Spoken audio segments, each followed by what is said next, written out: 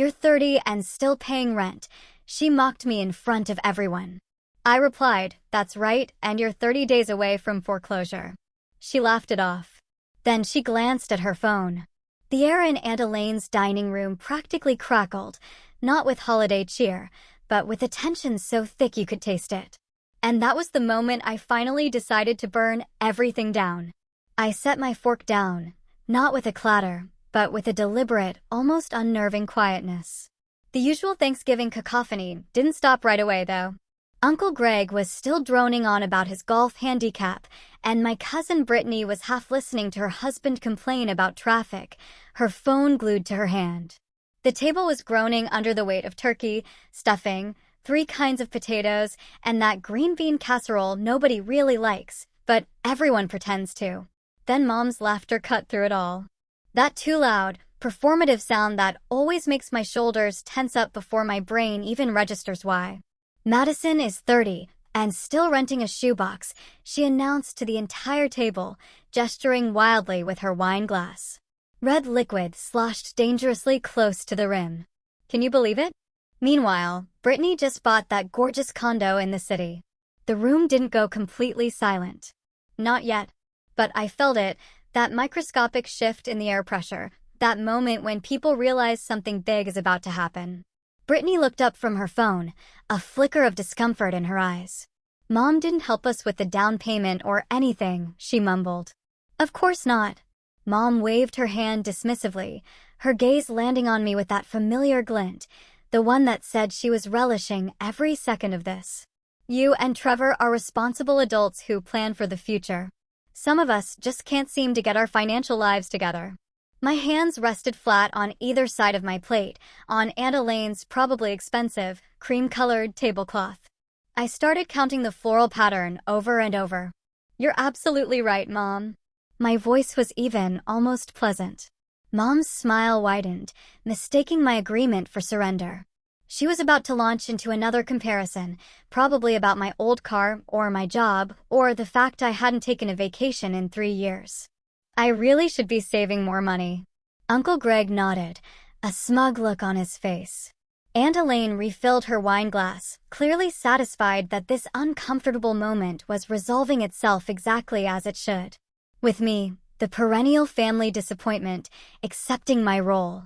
Then I dropped the bomb. "That's why I canceled the standing mortgage transfer to your account this morning." The silence that followed was absolute. Mom's wine glass froze halfway to her mouth. Her expression cycled through confusion, disbelief, and then slammed hard into raw panic. The color drained from her face in stages, like a Polaroid developing in reverse. "You what?" she finally gasped. "The $1,800 transfer," I continued, my voice steady, almost detached. "The one that's been going out on the 1st of every month for the last 2 years? I canceled it. Good luck with the mortgage, Mom." Aunt Elaine's fork clattered against her plate. Uncle Greg cleared his throat, suddenly fascinated by the pattern on his napkin. Brittany's eyes went wide, her phone forgotten in her lap. "Madison." Mom's voice had an edge now, sharp enough to draw blood. "This isn't funny." "I'm not laughing." Earlier that day, I'd sat in my car in Elaine's driveway, staring at my phone. The banking app was open, showing the scheduled transfers.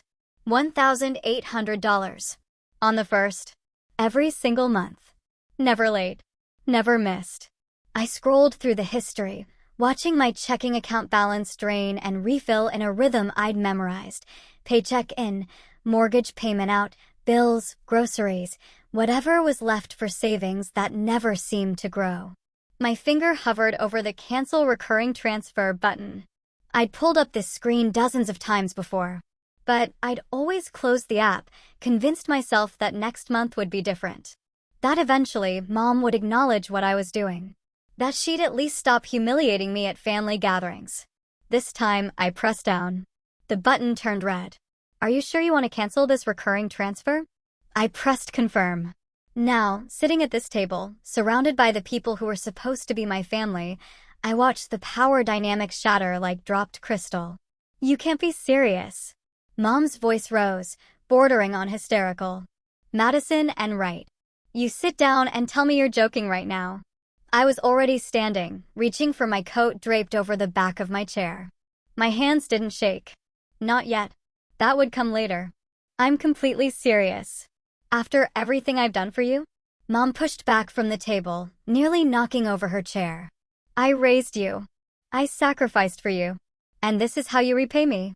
The room held its breath. This was the part where I was supposed to apologize. Where I backed down, promised to reinstate the transfer, and begged forgiveness for embarrassing her. Everyone knew the script.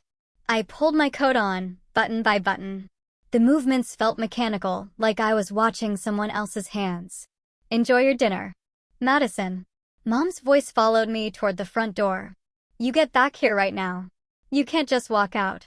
Aunt Elaine started to rise, probably to block my path or deliver some speech about family duty. But something in my face stopped her. Maybe it was the way I wasn't crying. Or the way my jaw was set. Or maybe it was just that after 30 years of being the peacekeeper, the people-pleaser, the invisible daughter who paid her mother's mortgage while living in a studio apartment she could barely afford, I was finally done performing. The November air hit my face as I stepped outside. Cold. Sharp. Real. My car was parked at the curb under a streetlight. I slid into the driver's seat and closed the door, muffling the sounds of the chaos I'd just left behind. The engine rumbled to life. My hands found the steering wheel, and that's when they started to shake, not from regret, but from the adrenaline of finally standing up for myself. I stared at the dark windshield, watching my breath fog the glass. Inside that house, Mom was probably crying now. Aunt Elaine was likely consoling her. The family was probably already deciding I was the villain in the story. But I wasn't going back in. Not tonight. Not ever. The next day, the spreadsheet glowed on my laptop screen, each row a small betrayal documented in Arial 11-point font. I'd been sitting at my kitchen table for 3 hours, cross-referencing bank statements with calendar dates, building a timeline of exactly how much I'd bled. My apartment was quiet, just the hum of the fridge and the click of my mouse. My coffee had gone cold an hour ago, but I kept lifting the mug to my lips, forgetting. $1,800. Every single month. For 24 months. That's $43,200. But that wasn't the whole story. I scrolled down to the highlighted cells in yellow. The emergency payments. Mom's car needed new brakes. Her water heater died. An unexpected dental bill. Each crisis arrived with the same frantic phone call, the same tremor in her voice that made my stomach drop. September last year, $4,000 for a roof repair that couldn't wait. March, $2,500 for the furnace. June, $5,000 because the property taxes came due and she'd completely forgotten. And then December, right before Christmas, $13,000. She'd cried on the phone, claiming the townhouse was going into foreclosure. I'd emptied my savings and canceled my own holiday plans. The total at the bottom of the spreadsheet made my chest tight. $68,000. I saved the file with a name that felt like evidence. Madison, right, financial, documentation point 2023-2025.xlsx. Then I saved it again to my cloud drive. Then I emailed it to myself. I wasn't losing this. My phone buzzed against the table. Dad's name on the screen. Hey, I answered. Your aunt called me. His voice was careful. Said you made a scene at Thanksgiving. I stated a fact. Good for you. He exhaled. I could picture him in his kitchen, leaning against the counter. Your mother called me too. Wants me to talk some sense into you.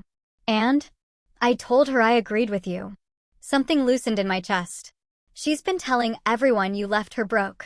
Of course she has. Dad sounded tired. Madison, you know the divorce settlement was 50-50? Right down the middle. The judge made sure of it. Your mother got $230,000.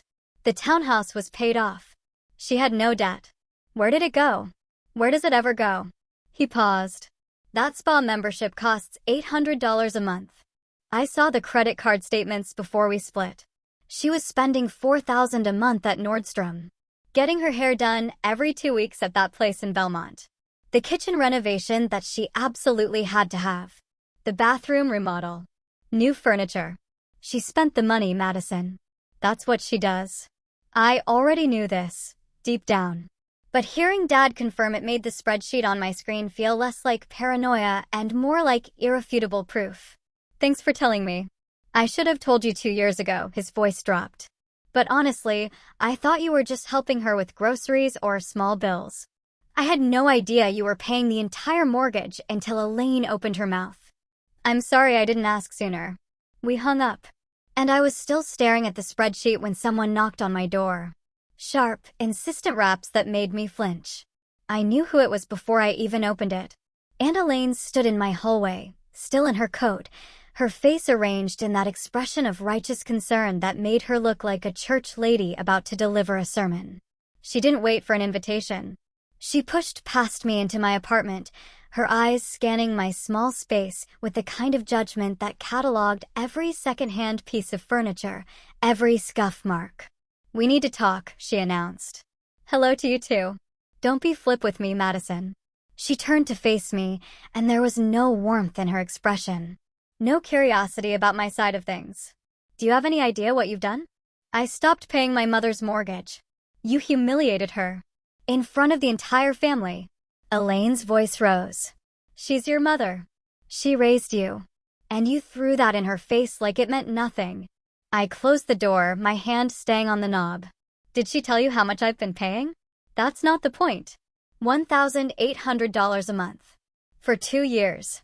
Plus another $24,000 in emergency payments. The numbers rolled off my tongue. I'd been staring at them long enough that they were memorized. $68,000 total. Elaine waved her hand like I was talking about pocket change. Family helps family. Does family humiliate family at Thanksgiving dinner? She was just joking. She called me a financial failure. She compared me to Brittany.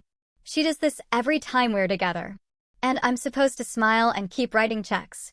Your mother is bad with money, Elaine said, like she was admitting something profound. Everyone knows that. But she raised you by herself after your father left. You owe her. Dad didn't leave her broke. The divorce was 50-50. Elaine's mouth tightened. She knew. Of course she knew. That doesn't change your responsibility. If you stop paying, she loses the house. Is that what you want? Your mother homeless. I want her to be an adult. She's 55 years old, Madison. She can't just start over. I'm 30. Why can't I? The question hung in the air between us. Elaine stared at me. I saw the calculation happening behind her eyes. She was realizing that shame wouldn't work anymore. That I wasn't the same person who'd shown up to Thanksgiving dinner yesterday. If she loses that house, everyone will know it's your fault, she said finally. Your cousins. Your aunts and uncles. Everyone at church. They'll know you abandoned your own mother. They can think whatever they want. This will follow you. Her voice dropped, taking on an almost threatening edge. People talk. Your coworkers will hear about it. Your boss. Everyone will know what kind of daughter you are. I walked to my laptop and turned it to face her. The spreadsheet filled the screen. $68,000 in a cell at the bottom, highlighted in red. Feel free to share that number when you're telling everyone what kind of daughter I am. Elaine looked at the screen. Her jaw worked. But she didn't say anything. I'm done, I told her. You can leave now. She went without another word. I locked the door behind her. Then I sat back down at my kitchen table and opened my email. The message took me 10 minutes to write. I kept it formal. Professional. The kind of email I'd send at work when documenting a problem. To Carolyn Wright. Elaine Peterson, CC. Richard Wright, CC. Subject, Financial Support Notice. Effective immediately, I will no longer provide financial support for mortgage payments or other expenses. I have attached documentation showing $68,000 in payments made between November 2023 and November 2025. This decision is final. Madison Wright. I attached the spreadsheet. My finger hovered over the send button for only a moment. The email whooshed away. My phone stayed silent for the rest of the evening. No calls. No texts.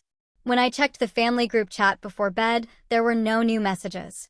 Just silence where there used to be constant noise. I looked at my bank account one more time. The balance was higher than it had been in 2 years.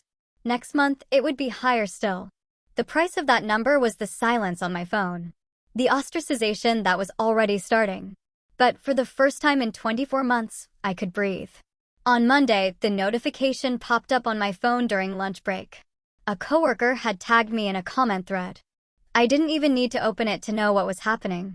My stomach dropped before my brain caught up, that familiar sick weight settling somewhere behind my ribs. The post was public. Of course it was. Mom had never believed in handling family business privately. Not when there was an audience to manipulate.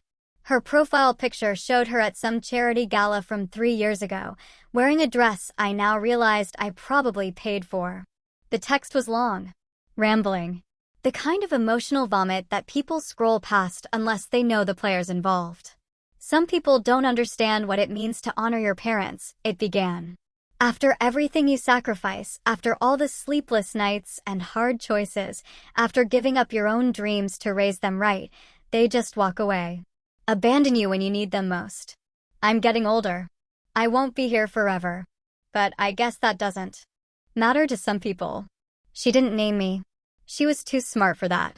But she tagged Aunt Elaine, Uncle Greg, 3 cousins, and half a dozen family friends. People who were at Thanksgiving. People who knew exactly who she was talking about. The comments were already rolling in. Sympathetic emojis. Praying for you and stay strong, and some children just don't appreciate what they have. Mrs. Henderson from 2 doors down wrote, "You deserve so much better." I locked my phone and set it face down on my desk. The spreadsheet I was working on blurred in front of me. "Hey, Madison?" I looked up. Jessica from accounting was standing in my cubicle entrance. Her expression was carefully neutral. The kind of neutral that meant she'd seen something and didn't know how to bring it up. "I just wanted to check if everything's okay. I saw your mom's post and..." Heat flooded my face. Not embarrassment, exactly. Something sharper. The realization that my personal crisis had officially leaked into my professional life. "I'm fine." The words tasted like cardboard. "Family stuff. You know how it is." Jessica nodded, but her eyes held that look. Pity mixed with curiosity, mixed with judgment. She was wondering what I did to deserve a public shaming from my own mother. Whether there was truth to the ungrateful daughter narrative my mother was spinning. "If you need anything," Jessica said, backing away slowly. After she left, I pulled up the post again. Read through the comments. Watched the likes climb. 43 people had validated Mom's victimhood in the span of 20 minutes. My fingers moved on autopilot, typing out a response. A clear, factual explanation of the last 2 years. The mortgage payments. The manufactured emergencies. The casino receipts I hadn't even shared yet. Every detail laid out in numbered points, irrefutable and damning. I wrote 3 paragraphs. 4. The truth presented in clean, professional language that couldn't be misinterpreted or twisted. My thumb hovered over the post button. 1 tap, and everyone would know my side. 1 tap, and the narrative shifts. 1 tap, and I stop being the villain. The office air conditioning kicked on, humming through the vent above my desk. I stared at my drafted response, reading it over twice. Then I highlighted all of it and hit delete. Because that's exactly what she wanted. Mom didn't care about the truth. She cared about the performance. About forcing me to defend myself publicly. To engage in a battle where she controlled the terrain. Every comment I make, every fact I share, it all feeds into the drama she's creating. It makes me look defensive, reactive, like someone who has something to hide. I blocked the post from my feed instead. Don't unfriend her. Don't comment. Just remove it from my view like it never existed. My hands were steadier than I expected. The phone rang 20 minutes later. Dad's name flashed across the screen. "I saw it," he said before I could speak. No greeting. Just straight to the point. "Don't respond." I wasn't planning to. Good. He exhaled, and I could picture him in his workshop, surrounded by half-finished furniture projects and sawdust. "She's baiting you." This is what she does. Creates a crisis. Makes herself the victim. And waits for you to react. So she can point to your reaction as proof of how terrible you are. I know. Do you? His voice softened. Because I spent years falling for it. Apologizing for things I didn't do. Trying to fix problems I didn't create. It took me too long to realize you can't win against someone who rewrites history every time she opens her mouth. I closed my eyes, pressing the phone harder against my ear. People believe her. Some people will believe anything that confirms what they already think. The ones who matter will see through it eventually. After we hung up, I sat in the silence of my cubicle. The fluorescent lights buzzed overhead. Someone's microwave popcorn made the break room smell like fake butter. That evening, my coworker Amber texted me. Not Jessica, with her careful neutrality, but Amber from my training cohort 3 years ago. We get drinks sometimes. Share war stories about difficult clients and office politics. Saw your mom's post through a mutual friend. Wanna grab coffee? We met at the place 2 blocks from my apartment. Small, overpriced, with mismatched furniture and aggressively hip baristas. Amber ordered something with oat milk. I got black coffee because I was too tired to make decisions. My mom did the same thing to my sister, Amber said without preamble. Different details. Same playbook. Public shaming. Playing victim. Making it everyone else's problem. I wrapped both hands around my mug, absorbing the heat through the ceramic. My sister was supporting her for 4 years, Amber continued. Rent. Bills. Groceries. Mom spent it on QVC jewelry and timeshares she never used. When my sister finally cut her off, Mom told everyone she was being abandoned. Made herself out to be this tragic figure. What happened? My sister moved across the country. Changed her number. Started over. Amber shrugged. Sounds dramatic, but sometimes, that's what it takes. You can't fix people who don't want to be fixed. You can only protect yourself. The coffee tasted burnt, but I drank it anyway. Back home that night, I sat cross-legged on my couch with my laptop open. The Facebook post was still up. Still gathering sympathetic comments like barnacles on a shipwreck. I navigated to my privacy settings and started clicking through options. Limited profile visibility. Restricted lists. Unfollowing without unfriending. The digital equivalent of closing a door without slamming it. I unfollowed Aunt Elaine, Uncle Greg, the cousins who'd liked Mom's post, the family friends who'd added their prayers and sad face emojis. One by one, I removed their content from my feed. They could still see my public posts and think whatever they wanted, but I didn't have to watch them perform their loyalty to Mom anymore. The quiet that followed felt intentional instead of empty. The phone vibrated in my hand at 7:30 on a Wednesday morning. 3 weeks of silence were broken with this call. Aunt Elaine's name glowed on the screen, and my stomach dropped before I even answered. It's an emergency. Her voice was breathless. Theatrical. The utilities are being cut off and the sheriff is at the door. Madison, you have to do something. Behind her, Mom wailed. The sound was high-pitched. Desperate. Exactly calibrated to trigger every guilt receptor I'd spent 30 years developing. What happened to the money from "There's no time for questions"? Elaine snapped. Your mother has 0 cash. 0. They're going to shut everything off today.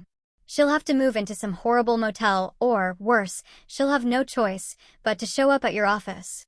The threat landed exactly as intended. I pictured Mom making a scene in the lobby at work, crying to my boss about her cruel daughter. The professional reputation I'd carefully built, shattered in one performative meltdown. You have 2 hours to fix this, Madison. 2 hours. The call ended before I could respond. I sat on the edge of my bed, still in my pajamas, phone cooling in my palm. My apartment was quiet except for the hum of the refrigerator and distant traffic. My bank app was already open from checking my balance earlier. That little green number that was finally starting to grow. The old Madison would already be getting dressed already. Calculating how much she could transfer without overdrafting, already composing the apology she'd offer for letting things get this bad. But I'd seen the pattern now. The manufactured crisis. The impossible deadline. The threat of public humiliation as leverage. I scrolled through my text history with Mom instead. 3 weeks of silence since the email. Not a single response to the spreadsheet. No acknowledgement of the $68,000. Just radio silence until this exact moment when she needed something. My finger hovered over the banking app. Then I closed it.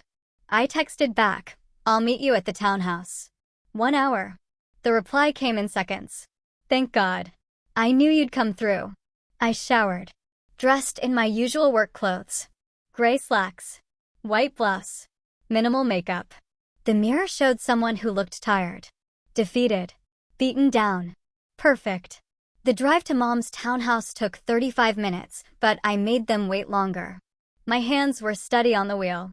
No shaking this time. Just cold, clear focus. Mom's car was in the driveway. So was Elaine's. I parked on the street and walked up the path slowly, counting my steps. 17 from curb to front door. The flower beds Mom planted last spring were overgrown. Weeds choking out the petunias she'd spent $200 on. The door opened before I knocked. Finally, Elaine ushered me inside like I was late for surgery. She's in the living room. She's been beside herself.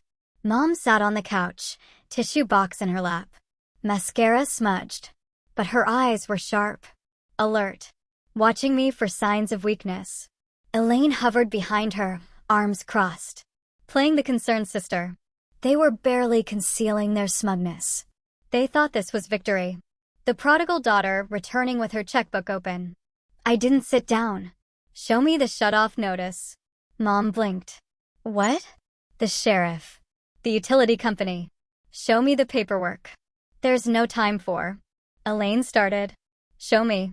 Mom's hands fluttered toward the coffee table where a single envelope sat. Duke Energy. Addressed to her. I opened it. Final notice. Dated 3 days ago. Past due amount, $412. Not $1,800. Not the mortgage. Utilities. I'll handle this one last time. The words came out flat. Exhausted. Mom's shoulders dropped. Relief flooded her features. Elaine's expression shifted to satisfaction.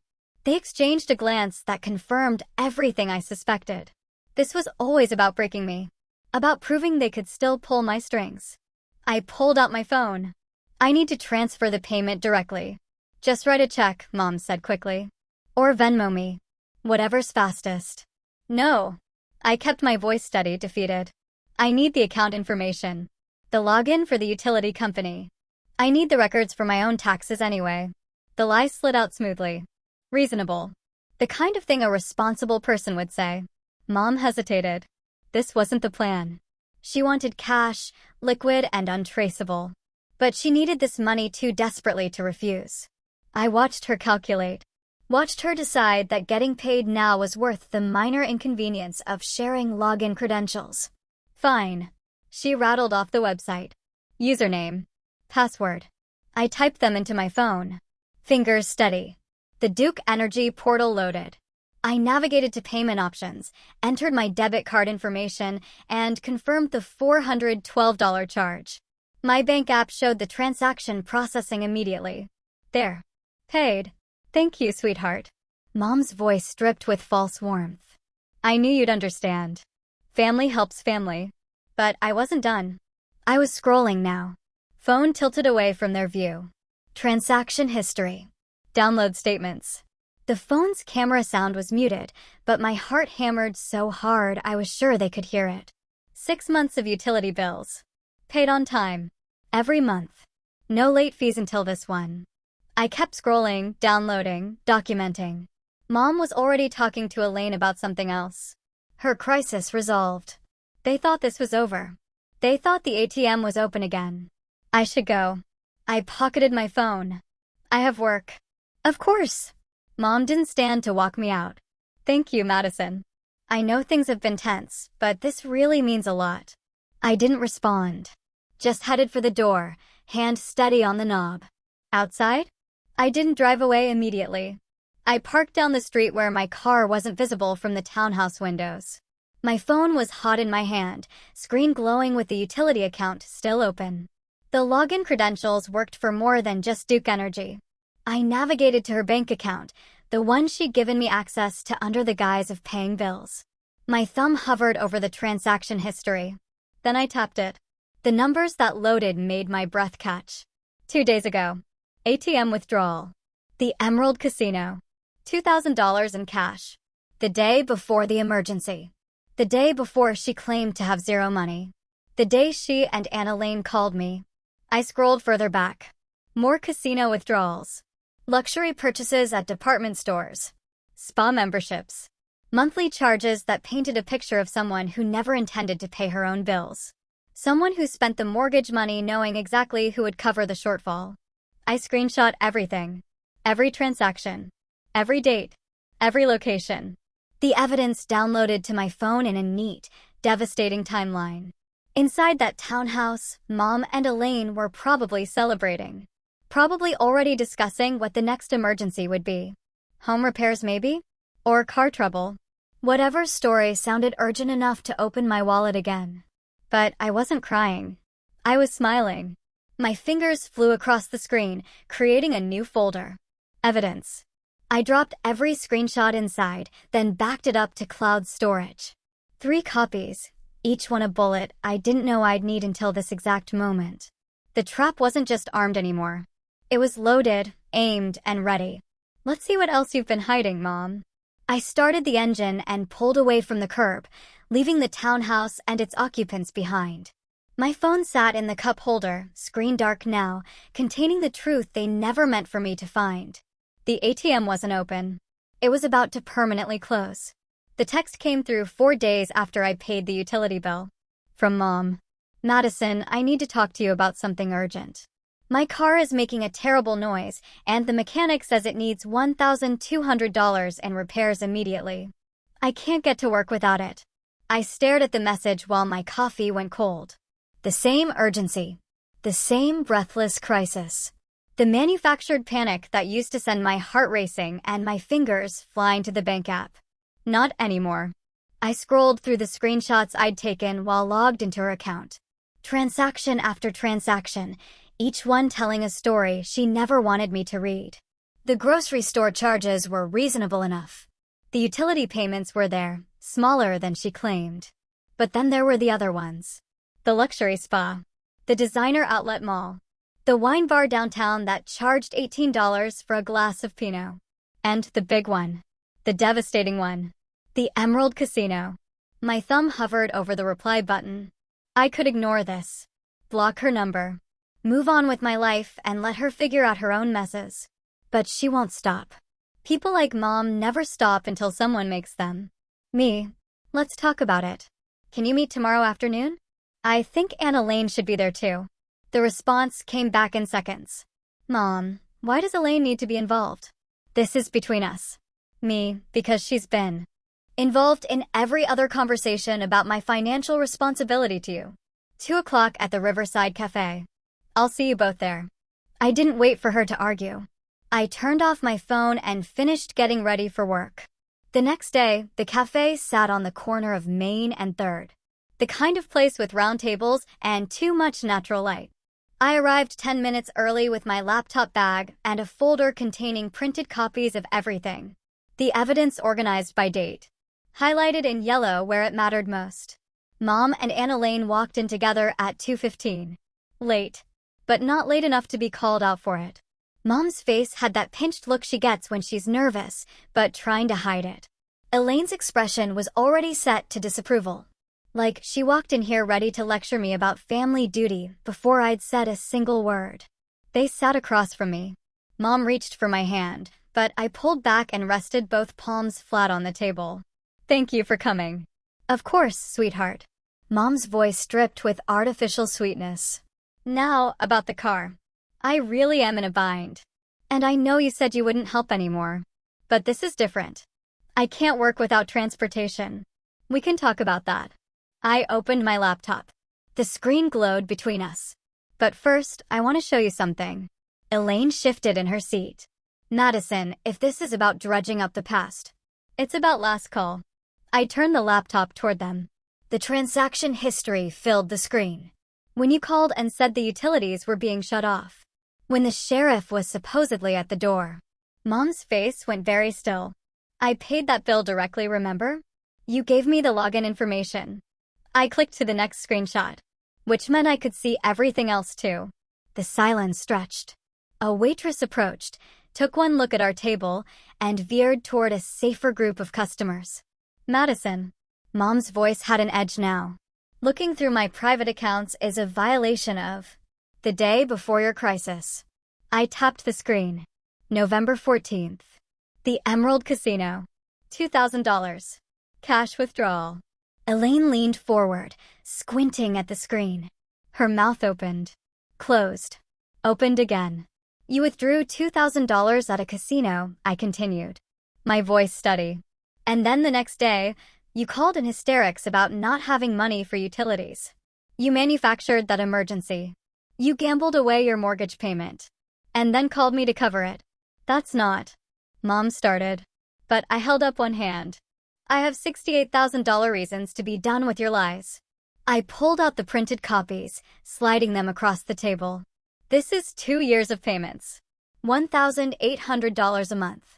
Plus the emergency payments. Plus the utility bill I just paid, which subsidized a casino trip. Mom stared at the papers like they might catch fire. Her hands trembled as she reached for them. But she didn't pick them up. Couldn't. Maybe. Elaine read in silence. I watched the exact moment she realized she couldn't defend this. Couldn't spin it into another lecture about family duty. Her face shifted from disapproval to something closer to shock. Carolyn. Elaine's voice was quiet. Dangerous. Tell me this isn't real. It was a mistake. Mom's words tumbled out fast. I was stressed. I thought I could win it back. I never meant for. You lied to me.